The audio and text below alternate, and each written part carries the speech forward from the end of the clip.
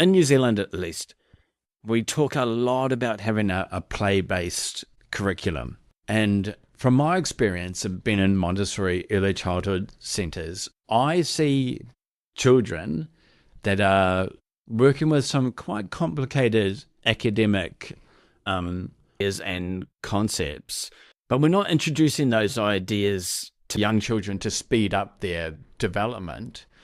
So the absorbent mind is there to help them pick up some of these ideas, isn't it? The absorbent mind is there. We didn't put it in or don't.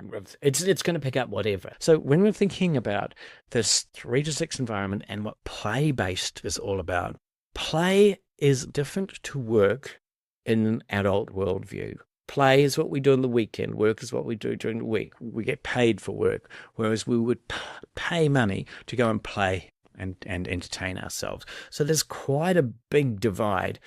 As a consequence, play ends up having quite a low sort of status. It's not the good one. It's really noble to work, but kind of inefficient to play. We need to do it, but let's reduce that down. But really your purpose is, under the Puritan work ethic, is to be as productive and industrious as possible. It doesn't work like that in a child's mind.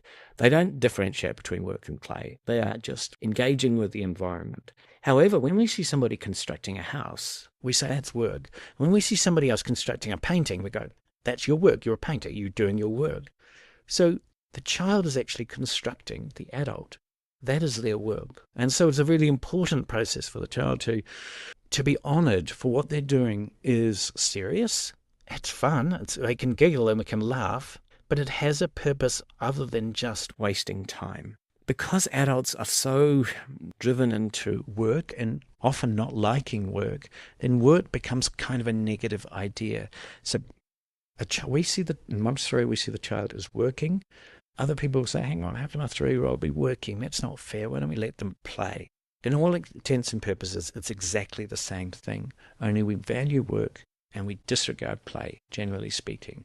If we escape from that and we just say children should just be playing, we're actually missing out on this amazing expanding mind and missing out on being able to capitalize on all its value, optimizing the very significant brain development that is happening at this time.